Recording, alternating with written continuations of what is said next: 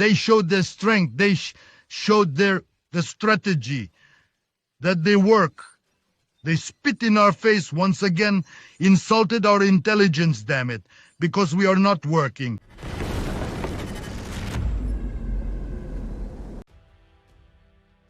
A Magura V-7 maritime drone armed with anti-aircraft missiles was spotted in the Kerch Strait shortly after the SSU sabotage of the Crimean bridge. The Russian Telegram channel published the video of the interception of the Ukrainian maritime drone. Russian operators of a reconnaissance UAV spotted an air defense drone with AIM-9M missiles shortly after the SSU blew up one of the bridge's pillars with a large explosive charge. The Russian military used a Lancet barrage munition to intercept the target, hitting the nose of the maritime drone, immobilizing it. The appearance of the drones of the Defense Intelligence may indicate joint actions by the two Ukrainian agencies, where the Group 13 Maritime Drone Unit was assigned support and cover tasks. Also, the appearance of the drones may indirectly support the version that the Crimean bridge pylons were blown up by an underwater drone rather than a conventional surface charge. The security service reported that the sabotage operation was preceded by several months of preparation, during which the supports of the structure were mined with 1,100 kilograms of TNT-equivalent explosives. It was noted that at 4:44 a.m., the first explosive device was activated, which led to damage to the structure. The published image did not show any serious destructive changes to the bridge roadway as a result of the explosion. Some of the structural elements were deformed and thrown onto the roadway. Nevertheless, the SSU noted that the bridge structure is in a state of disrepair as a result of the sabotage.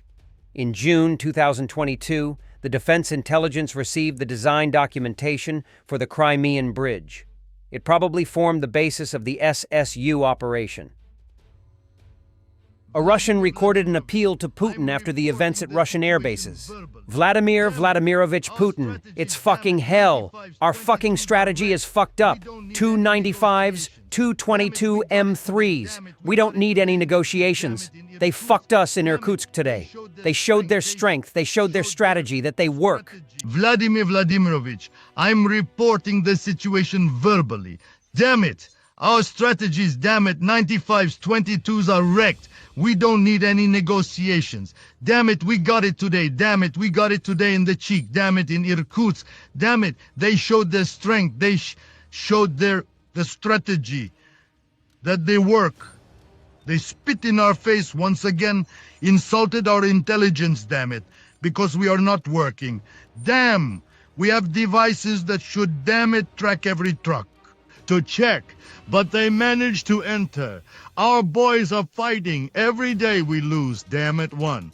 Battalion most likely, damn. Because my friend called recently and said, in 4 days, our what? The regiment fell. A year ago, our comrade also said that near the cliffs in 9 days, their regiment. Our losses are incomparable to anything. We've been at war for 4 years. The government doesn't care. Vladimir Vladimirovich, Mishustin's friend Aliyev, near the White House, the Azerbaijani bank, they've openly started helping to Ukraine, specifically to those people who are, damn it, fighting against us. All the fascists of the world have come there, who are, damn it, fighting against us. Many district heads, regional heads, damn it, are against the special military operation, against the Ally of Glory. There are thousands like them. But I'm telling you, Vladimir Vladimirovich, it's screwed. The country is screwed. 80,000 people, damn it. Enemies are working in our government. Damn, if we agree tomorrow, we're all worth nothing at all. We've been betrayed. We're betrayed every day. We're being sold out. We're just trampled today. We're all fools, damn it. You always taught us to strike first. We struck, damn it. But we're hit every day, damn it. Isn't there anyone around who can tell you the truth, damn it? Well, we're damn tired. People already understand everything. Don't they realize in intelligence, damn it, or whatever, that it's screwed up? We are being sold out, betrayed. They showed us that we are helpless, damn it. How long, damn it, can you take this, your damn nonsense? Hell, bastards, gays, scumbags, damn it, who sit in offices and give damn hell orders to our commanders. This crap should not be executed because it's damn hellish crap. Only 5 PV is needed, nothing else. No tanks, no no missiles, no Grad, absolutely nothing. 100 million rockets launched in a day.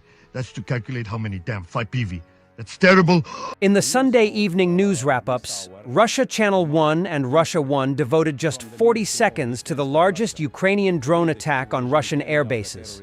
The Russia Ministry of Defense issued a dry statement about fires at airfields in 5 regions, and that was it. There was complete silence on the morning broadcasts as if it never happened. Russia is turning into North Korea. News of this hour marked important from the Ministry of Defense of Russia. Today, the Kiev regime carried out a terrorist attack using FPV drones against airfields in Murmansk, Irkutsk, Ivanovo, Ryazan, and Amur regions.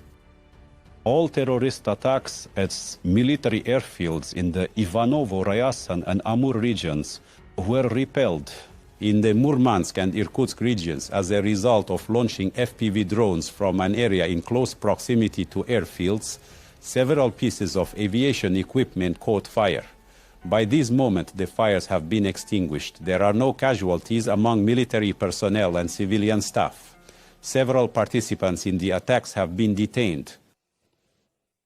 In the evening, the Russian Ministry of Defense reported an attack using FPV drones carried out by the Kiev regime on airfields in several regions of our country.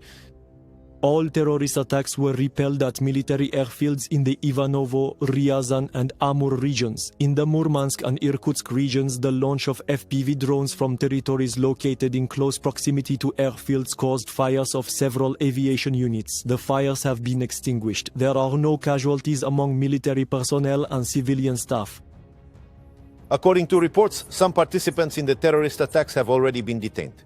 And Ukrainians are working all right. The 412th Unmanned Systems Regiment Nemesis successfully destroyed multiple Russian command and observation posts in Donetsk region. In a precision operation that highlights the evolving role of autonomous warfare, Ukraine's 412th Unmanned Systems Regiment, known by the call sign Nemesis, successfully destroyed multiple Russian command and observation posts in the Donetsk region over the past 24 hours. This unit, one of the most advanced in Ukraine's growing arsenal of drone and robotics forces, continues to demonstrate how unmanned technology is reshaping the front lines. Operating under the Joint Forces Command, the Nemesis Regiment specializes in reconnaissance, target acquisition, and precision strikes using a combination of loitering munitions, fixed-wing surveillance drones, and FPV, first-person view, kamikaze drones. Their latest mission targeted critical Russian battlefield infrastructure, command posts responsible for coordinating artillery fire and troop movements, as well as observation points used to direct UAV activity and monitor Ukrainian advances. According to military sources, the strikes were carried out following multi-source intelligence gathering, including drone surveillance and electronic interception. Once verified, the regiment deployed precision-guided drones, reportedly hitting all identified targets with high accuracy and no collateral damage. The Donetsk region remains one of the most fiercely contested sectors of the front, where Russian forces have concentrated their efforts to break Ukrainian defensive lines. By neutralizing these high-value command and observation positions, Ukraine not only disrupts Russian tactical coordination, but also protects its own frontline units from counter-battery fire and drone attacks. The Nemesis Regiment's actions reflect a broader trend in Ukraine's military doctrine: the increasing reliance on unmanned systems to compensate for limited manpower while achieving disproportionate tactical impact. As Ukraine continues to invest in drone warfare, units like the 412th are becoming a decisive force multiplier on the battlefield.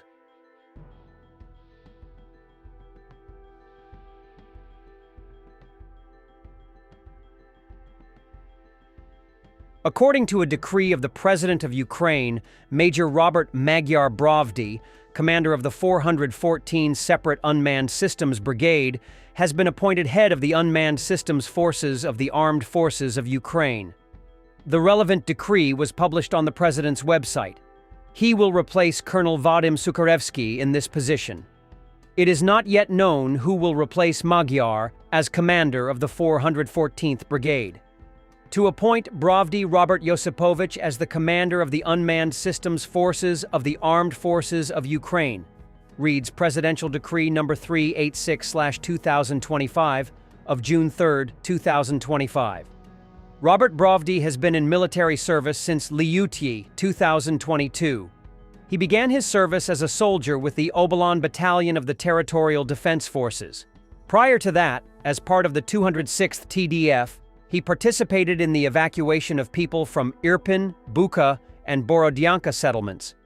Later, he became a platoon commander of the 2nd Assault Company of the 206th TDF, which fought under the command of the 28th Separate Mechanized Brigade of the Armed Forces of Ukraine in the Kherson sector. The unit, commanded by Robert Bravdi, was named Magyar's Birds. Then it was transformed first into a battalion, then a regiment, and then a brigade. In fact, the unit went through this entire path of scaling up in 2024, changing subordination from a tactical group as part of the Territorial Defense Forces, then the Land Forces as part of the 59th Separate Motorized Infantry Brigade, and then the 414th Separate Battalion of Unmanned Systems of the Marines. On January 16, 2024, Robert Bravdi reported that the unit had fought for 692 days and went through battles for Kherson, Krinky, Kherson region, Soledar, Bakhmut, Avdiivka, Mariinka, Donetsk region, and Urozhain, Zaporizhzhia region. 16 service members of the unit received the Order of Courage. On May 8, 2025, Volodymyr Zelensky awarded the title of Hero of Ukraine to Major Robert Bravdi, commander of the 414 Separate Brigade of the Magyar Birds. Spain has suspended a contract with an Israeli company that had previously agreed to supply the Spike LR-2 anti-tank system to the Spanish army.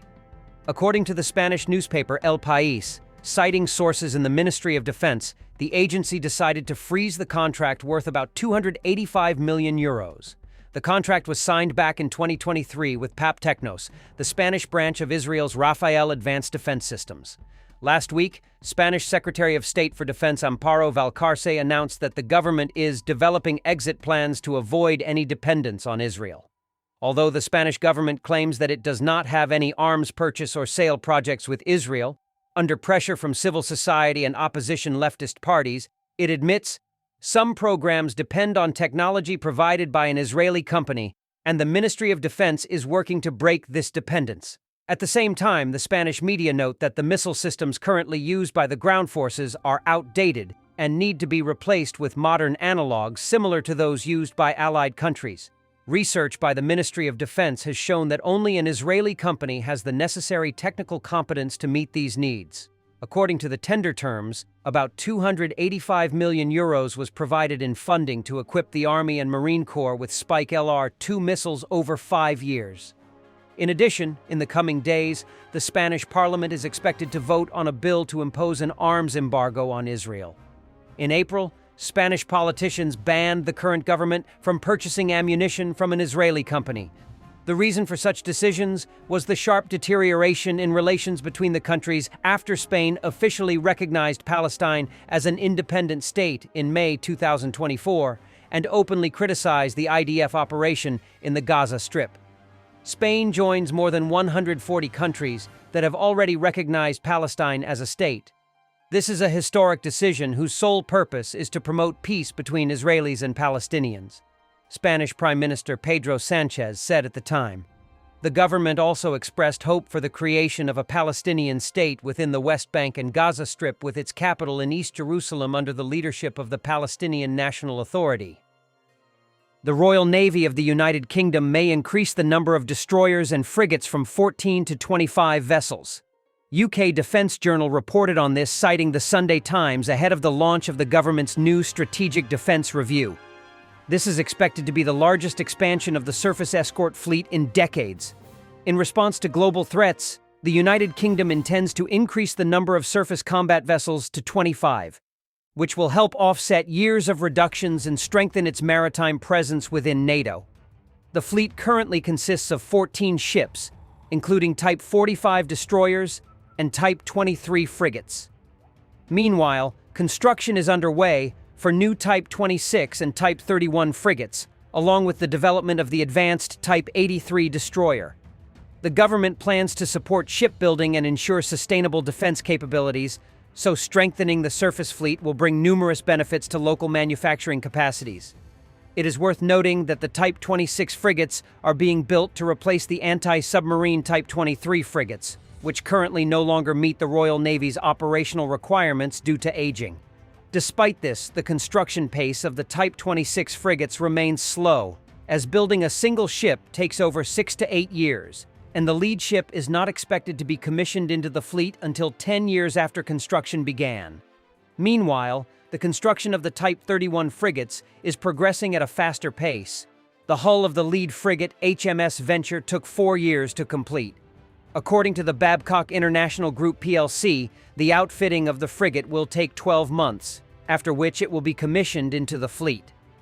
These accelerated timelines are partly due to the ship's lighter armament, as the UK Ministry of Defence has yet to sign a contract for the purchase of vertical launch systems, which are to be installed on the Type 31 ships. Instead, the first 3 ships will be equipped with vertical launch systems for CAM missiles, removed from the Type 23 frigates. According to an official video from the company, each ship will have 12 to 18 GWS-35 vertical launch systems installed. The British shipbuilding company, BAE Systems MNS, had expanded its production capacity to accelerate the construction of the Type 26 frigates.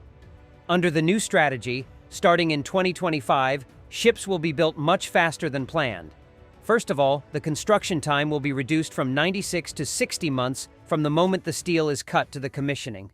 In addition, the gap between ship construction will be reduced from 18 to 12 months, which will allow for faster laying of new hulls.